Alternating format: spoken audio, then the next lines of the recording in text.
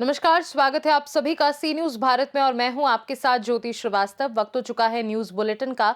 इस bulletin में बात होगी अहिल्या नगर की, जहां वन विभाग के अधिकारियों और कर्मचारियों के भ्रष्टाचार के बारे में एक कविता प्रकाशित की गई। साथ ही बात होगी बरोडा की, जहां ठंड बढ़ने के साथ गर्म कपड़ों के बाजारों में भारी भीड़ उमड़ रही है। ऐसी तमाम खबरों पर विस्तार से करेंगे चर्चा। बाबा और रघुनाथ अंबेडकर ने अहिल्यानगर जिले के वन विभाग में भ्रष्टाचार के बारे में एक कविता गाई और वन विभाग के अधिकारियों और कर्मचारियों के भ्रष्टाचार के बारे में एक कविता प्रकाशित की। पहला संस्करण 2013 में प्रकाशित हुआ था। राजकला इंजराज का दूसरा संस्करण जल्दी प्रकाशित होगा। उन्होंने आज ये कविता सी न्यूज भारत चैनल को समर्पित की है। हालांकि राजकला इंजराज का दूसरा संस्करण जल्दी कम कीमत पर बाजार में प्रकाशित होगा।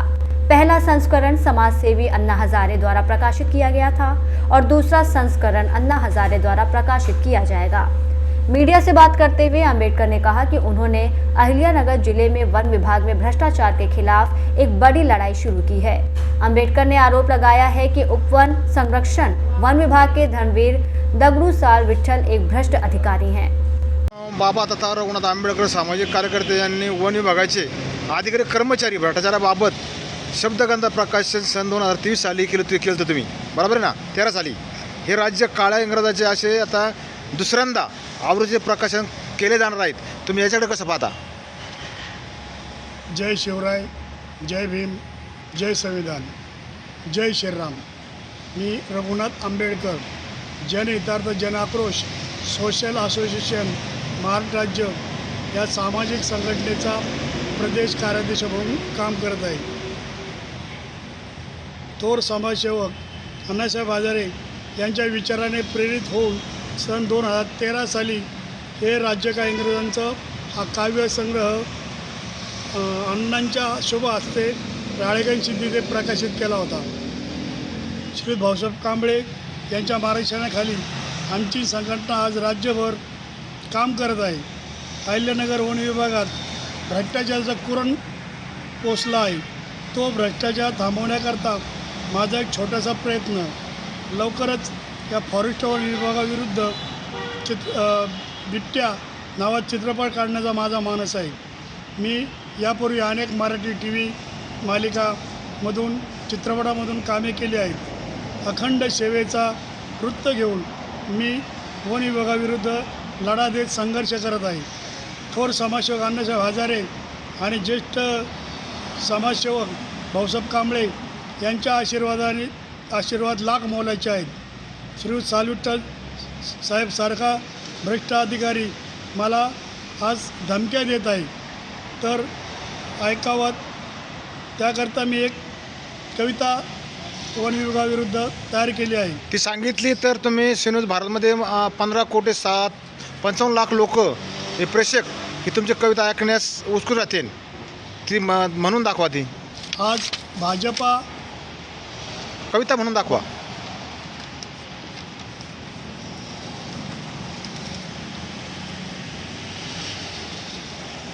तुम्ही जी वन विभागाच्या क्षेत्रावर भ्रष्टाचारा विरोधात जी कविता रचलेली आहे, तयार केलेली आहे, ती म्हणून दाखवा। सी न्यूज भारतचे प्रेक्षक आहेत, हे त्यांना ऐकायला आवडेल। कवितेचं नाव आहे वन बिबटे। कवितेचं नाव आहे वन बिबटे। एक वन बिबट अधिकारी हापिसात भेटला। एक वन बिबट अधिकारी हापिसात भेटला। खदखद हसत आम्हाला तो म्हणाला, खदखद हसत आम्हाला तो म्हणाला, बिबट्या माणसं खाऊ, बिबट्या माणसं खाऊ नाही तर जनावरं खाऊ, बिबट्या माणसं खाऊ नाही तर जनावरं खाऊ, काही आम्हाला फरक पडत नाही भाऊ, काहीच आम्हाला फरक पडत नाही भाऊ। आमच्या बिबट अधिकाऱ्यांचं असतं निधी DPTCवर लक्ष, आमच्या बिबट अधिकाऱ्यांचं असतं निधी DPTवर लक्ष, आणि बिबट्या वाघाचं असतं माणसं जनावरं कुत्रं भक्ष्य, आणि बिबट्या वाघांचं असतं माणसं जनावरं कुत्रं भक्ष्य। एक बिबट वन अधिकारी हापिसात भेटला। एक बिबट वन अधिकारी हापिसात भेटला। खदखद हसत आम्हाला तो म्हणाला, शासनाचा निधी वरून खालपर्यंत झिरपतो, शासनाचा निधी वरून खालपर्यंत झिरपतो, आम्ही सर्वच मिळून मनसोक्त तो जिरवतो. आम्ही सर्वच मिळून मनसोक्त तो जिरवतो. वनपाल काय, वनरक्षक काय, वनपाल काय, वनरक्षक काय, सर्वांची आहे टोळी. वनपाल काय, वनरक्षक काय, सर्वांची आहे टोळी. वनपरिक्षेत्र अधिकारी काय, भ्रष्टाचाराची एकच साखळी. एक बिबट वन अधिकारी हापिसात भेटला, खतखत हसत आम्हाला तो म्हणाला, तो नोटा पेरून आम्ही त्या खुर्चीवर बसतो, तिजोरी शासनाची खुलेआम लुटतो. नोटा पेरून आम्ही त्या खुर्चीवर बसतो, तिजोरी शासनाची लुटून खुलेआम लुटतो. उडत गेली ती लोकसेवा, उडत गेली ती लोकसेवा, काळं धन हा आमचा मेवा. उडत गेली ती लोकसेवा, काळं धन हा आमचा मेवा. किती करा तक्रार अर्ज, किती करा तक्रार अर्ज, किती चौकशा लावा, किती लावा चौकशा. एक बिबट अधिकारी हापिसात भेटला, खतखत हसत आम्हाला तो म्हणाला. तुम्ही ते प्रकाशित पुस्तक करणार आहे काळ्या इंग्रजाचे राज्य काळ्या इंग्रजाचे, ते पुस्तक कोणतं आहे? यापूर्वी थोर समाजसेवक अण्णासाहेब हजारे यांच्या शुभ हस्ते 1913 साली राळेगण सिद्धी येथे हे राज्य काळ्या इंग्रजांचं पुस्तक प्रकाशित केलेलं आहे. त्याचं हे मुखपृष्ठ असं आहे. त्यावेळेस सदर नाव हे अण्णासाहेबांनी सुचवलं. ते म्हणाले हे राज्य काळ्या इंग्रजांचं, कारण सन 2013 साली काँग्रेस पक्षाचं सरकार होतं. पण आज सरकार बदललं, मात्र परंपरा भ्रष्टाचाराची तीच आहे. नरेंद्रभाई मोदी म्हणतात, ना खाएंगा ना खाने दूंगा, हे देश मिट्टी में नहीं मिला दूंगा, हे देश मिट्टी में नहीं मिला दूंगा. आपल्या महाराष्ट्राचे लाडके मुख्यमंत्री म्हणतात, भ्रष्ट अधिकारी दाखवा, मी त्यांना निलंबित करीन. पण साहेब, वन विभाग हा पूर्ण भ्रष्टाचाराने पोखरला आहे आणि शासनाच्या तिजोरीवर दरोडे घालत आहे. याकडे सरकारने लक्ष केंद्रित करावं लवकरच. मी परत अन्यथा हे राज्य काही इंग्रजांचं दुसरा काव्यसंग्रह प्रकाशित करण्याच्या विचारात आहे. सदर ही कविता सी न्यूज भारत यांना ही समर्पित केलेली आहे. ओके, धन्यवाद. अहिल्यानगर से सी न्यूज संवाददाता राव साहेब वर्पे की रिपोर्ट। दभोई शहर और आसपास के तालुका क्षेत्रों में पिछले 10 दिनों से बढ़ती ठंड के साथ शीतलहर ने पूरी तरह दस्तक दे दी है, जहां सुबह का तापमान लगभग 20 डिग्री सेल्सियस तक पहुंच रहा है। ठंड बढ़ने के साथ लोग हीटिंग उपकरणों और गर्म कपड़ों का सहारा ले रहे हैं, जबकि बाजारों में गर्म कपड़ों की खरीदारी तेजी से बढ़ गई है। सरदार बाग के पास लगी अस्थायी दुकानों पर स्वेटर, जैकेट खरीदने वालों की भारी भीड़ उमड़ रही है। मौसम विशेषज्ञों का अनुमान है कि आने वाले दिनों में तापमान 18 डिग्री सेल्सियस तक गिर सकता है, जिससे कड़ाके की ठंड पड़ने की संभावना है।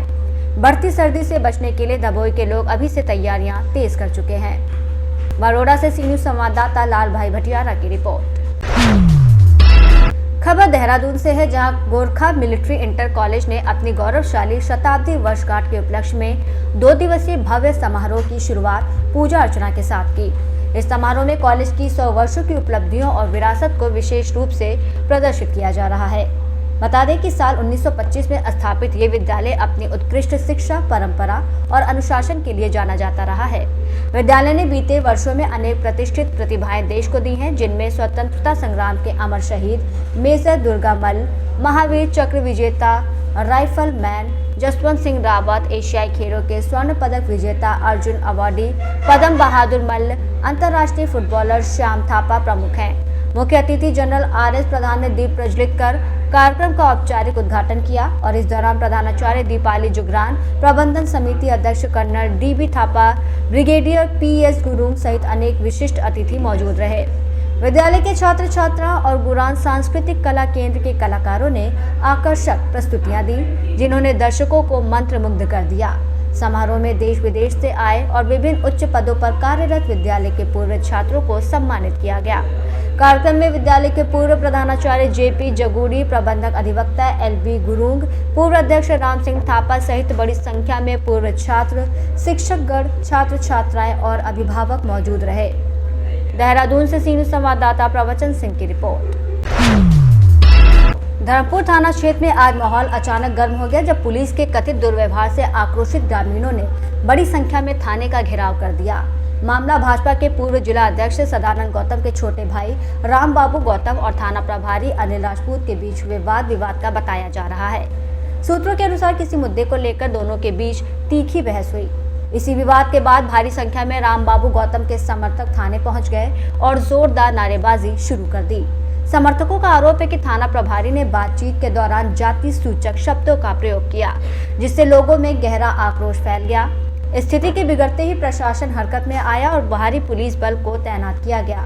थाने के बाहर सुरक्षा के कड़े इंतजाम किए गए हैं ताकि किसी भी अप्रिय घटना को रोका जा सके।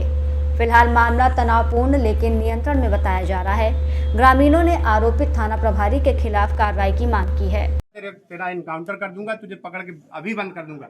और एक मैडम थी, उनको बुला के उन्होंने बोला कि इसकी FIR वो डालो, रिपोर्ट डालो। मैडम से बोलो। मैंने तत्काल SDOP अपने बड़े भाई को फ़ोन किया, SDOP महोदय को फ़ोन किया।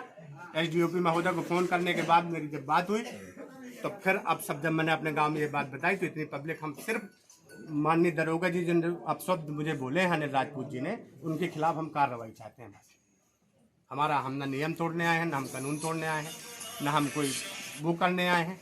हमारा ये कहना है कि अगर जब जनप्रतिनिधि, मेरी पत्नी सरपंच, मैं जब सुरक्षित नहीं हूँ तो आम पब्लिक इस थाने में आती होगी तो दरोगा जी का या थाना प्रभारी महोदय का क्या व्यवहार रहता हो? ये सोचने वाली बात। ठीक है, ये पूरा स्टाफ यहाँ था। फिर उन्होंने कहा कि आपने हमारे स्टाफ को कुछ बोला। मैंने उनको फोन करके उनकी रिकॉर्डिंग भी की अजीत भैया कि भैया मैंने आपको कुछ बोला क्या? रुक जाओ भाई, मैंने कहा अजीत भैया मैंने आपको कुछ बोला क्या? पन्ना से सी न्यूज संवाददाता रीना सोनी की रिपोर्ट।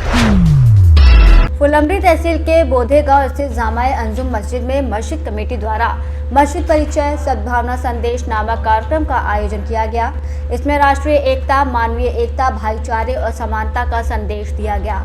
इस अवसर पर गांव और आसपास के क्षेत्र से सभी धर्मों के सैकड़ों लोगों ने अपनी उपस्थिति दर्ज कराई।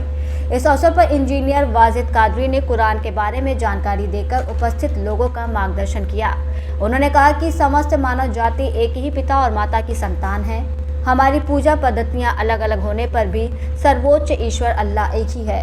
इस अवसर पर शेख तस्लीमुद्दीन, वाजिद शाह, मोहम्मद फैसल सहित बड़ी संख्या में ग्रामीण मौजूद थे। बोधेगाव इथं सर्व गावकऱ्यांसाठी मस्जिद परिचय या कार्यक्रमाचं आयोजन करण्यात आलं होतं। या कार्यक्रमाचं वैशिष्ट्य असं की गावातील सर्व प्रतिष्ठित मंडळी आणि सर्व गावकरी मोठ्या संख्येनं इथं उपस्थित होते आणि अगदी मस्जिदीची जागा ही कमी पडत होती। एवढ्या मोठ्या प्रमाणावर याला उत्स्फूर्त प्रतिसाद मिळालेला आहे, त्याबद्दल सर्व गावकऱ्यांचा आभार। आणि त्याचबरोबर इथं हे सांगितलं गेलं की कोणी अल्लाह म्हणजे कोणी मुसलमानांचा वेगळा नाही, हिंदूंचा वेगळा नाही, तो ईश्वर एकच आहे, त्याला आपण ओळखलं पाहिजे। आणि अजानमध्ये काय सांगितलं जातं, नमाज कशी पडतात आणि पैगंबर साहेबांनी संपूर्ण शांतीचा जो संदेश दिला तो अगदी थोडक्यामध्ये हा संदेश सर्व बांधवापर्यंत पोहोचवण्याचा प्रयत्न केला गेला।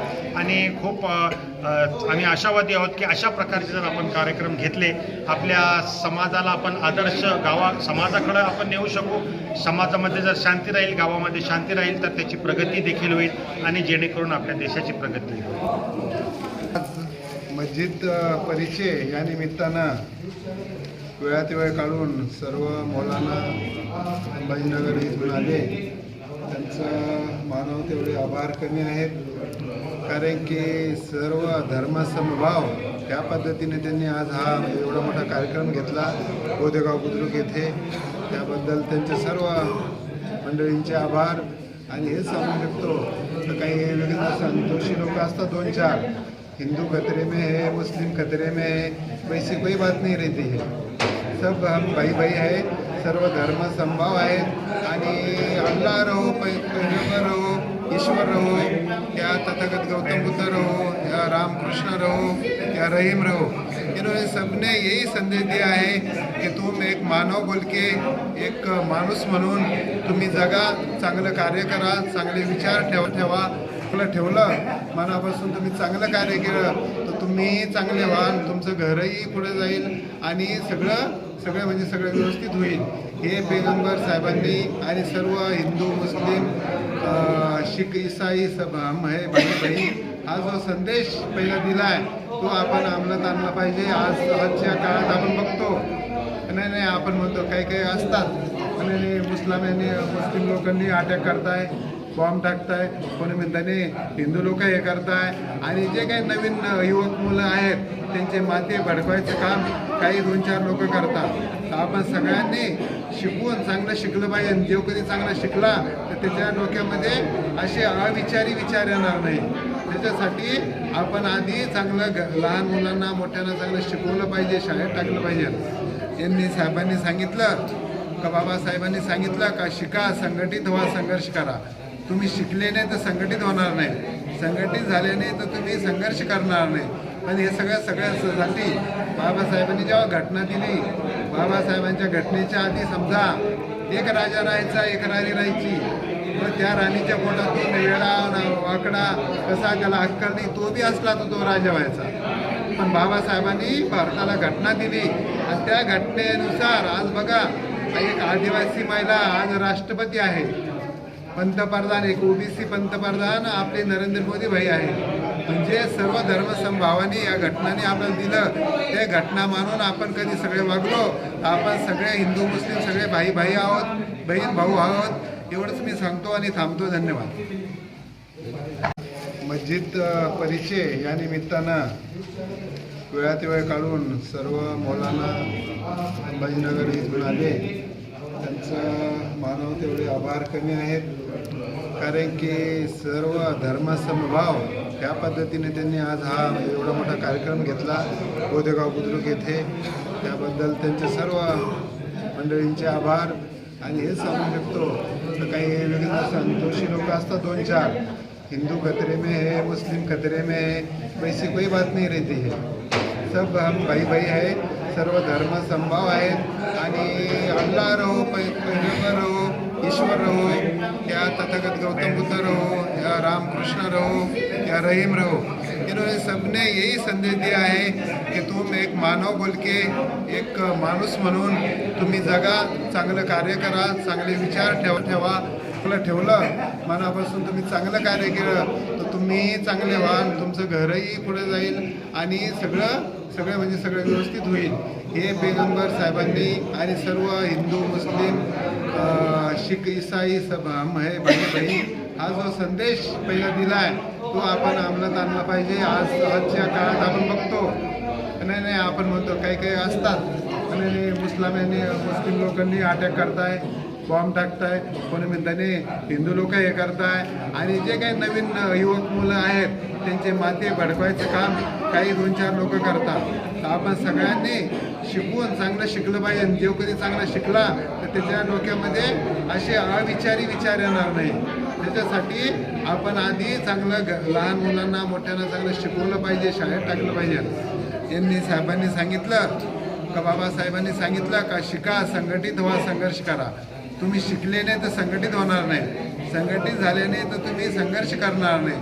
आणि हे सगळ्यासाठी बाबासाहेबांनी जेव्हा घटना दिली, बाबासाहेबांच्या घटनेच्या आधी समजा एक राजा राहायचा, एक राणी राहायची, मग त्या राणीच्या पोटातून वेळा वाकडा कसा त्याला अक्कल नाही, तो बी असला तर तो राजा व्हायचा. पण बाबासाहेबांनी भारताला घटना दिली आणि त्या घटनेनुसार आज बघा, एक आदिवासी महिला आज राष्ट्रपती आहे, पंतप्रधान, एक ओबीसी पंतप्रधान आपले नरेंद्र मोदी भाई आहे. म्हणजे सर्व धर्म समभावानी या घटनाने आपल्याला दिलं. ते घटना मानून आपण कधी सगळे वागलो, आपण सगळे हिंदू मुस्लिम सगळे भाई आहोत, बहीण भाऊ आहोत. एवढंच मी सांगतो आणि थांबतो. धन्यवाद. गावामध्ये मस्जिद परिचय हा स्नेह संमेलनाचा कार्यक्रमच मी म्हणेल की जो आज सर्व धर्म समभाव म्हणून इथं आयोजित केला गेला. तुका म्हणे कर्मरेखा कधी न चुके ब्रह्मदिका या उक्तीप्रमाणे आपण प्रत्येक समाज हा वागत असतो. हे बघा, आपण जर चांगलं कर्म केलं तर आपलं चांगलं वागत, चांगलं फळ आपल्याला त्याचं मिळतं. कोणी तोंडानं बोलल, कोणी पदानं बोलल, कोणी पैशानं बोलल, कोणी कशानं बोलल, पण कर्मच अशी वस्तू आहे की ती देवासमोर आपल्याला चांगलं प्रेझेंटेशन. हे जे शरीर दिलं आपल्याला, हे लीजवर दिलेलं आहे. 99 वर्षाच्या लीजवर आपण हे शरीर घेतलेलं आहे. आणि जर आपण त्या शरीराचा दुरुपयोग केला तर आपण कोणत्या स्तराला जाऊ हे सांगता येत नाही. हे उदाहरणं आपल्याला नेहमी मिळतात. ही शरीर एक वेल फर्निश्ड शरीर आहे की ज्याचा उपयोग आपण वेल फर्निश्ड सारखाच करायला पाहिजे. परंतु आजकाल या जगामध्ये सरपंचानं सांगितलेल्याप्रमाणे, वाघ सरनं सांगितलेल्याप्रमाणे एक दुष्ट प्रवृत्ती अशा काही जन्माला आलेल्या आहे की ते जगाचं वातावरण पूर्ण खराब करण्याचा प्रयत्न करत आहे. वास्तविक पाहता प्रत्येक गोरगरीब असाल, कोणी असाल, धार्मिक असाल, हे प्रत्येक माणूस हा चांगल्या स्वभावानं वागतो, चांगल्या कर्मानं वागतो. पण काही विघ्न संतोषी लोक असे असतात की ते समाजामध्ये तेढ निर्माण करतात. आज आपण बघतो कुठं बॉम्ब ब्लास्ट होतो, कुठं काय होतं, याचा भारताशी, हिंदूशी, मुस्लिमांशी काही संबंध नाही. मी तर म्हणेल धर्माचं रक्षण, माणसं मारण्यापेक्षा धर्माचं रक्षण करा. धर्माचं रक्षण झालं तर आपल्या माणुसकीचं रक्षण होईल. म्हणून एवढे बोलून मी माझे भाषण संपवतो. आणि आपल्याकडं जे वाजिद अली खात्री साहेब आले, त्यांनी अत्यंत उत्कृष्ट मराठी जगामध्ये वावरत असताना आपले विचार कसे पाहिजे, आपण कोणाचं चांगलं करू शकत नसलो तर कोणाचं वाईट तरी आपण करू नका, असे विचार आज या ठिकाणी काझी साहेब यांनी या सर्व बोदेगाव वासियांना दिलेले आहेत. धन्यवाद. छत्रपति संभाजीनगर से सी न्यूज संवाददाता राधेश्याम हिवाले की रिपोर्ट। न्यूज बुलेटिन में फिलहाल के लिए इतना ही। बने रहिए सी न्यूज भारत के साथ। हर खबर आपके साथ, आपके हाथ।